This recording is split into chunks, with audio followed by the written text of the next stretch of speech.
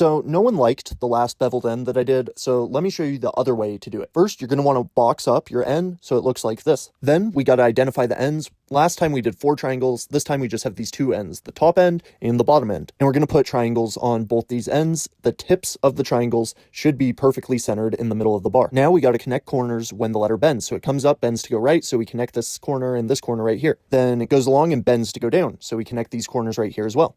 Then it goes down and it starts to bend to go up, so we have to connect these corners right here. And then it goes along and bends to go up, so we have to connect these corners right here as well. Now it's time to do our middle line. We're going to start at the tip of either of the triangles. I chose the top one, and we're just doing a middle line that goes through the middle of all the sections until it connects with the other triangle. Now it's time to fill it in. We're using a top left light source, and I'm using these like bluish grays, a lighter and darker one, and we're filling in everywhere where the light would be hitting with our lighter color. These are the areas that are either on the left or the top. So starting with this first section, this is the left side of the section. This next one, this is very obviously the top of the section. Then this next section is pretty tricky. You could say this is a top and a bottom or a left and a right. I think it's a lot more likely for the light to hit right here than like going over that hump and hitting the other side. So I'm going to call this the left side, fill this in with the lighter color. Then this next one has a very obvious top and bottom. We're filling in the top with the lighter color. Then this next one has a very obvious left and right. We're filling in the left side with the lighter color. And then the top is obviously facing up, filling that in as well. Now we got to grab our darker color and fill in everywhere else. These are the areas that are either on the right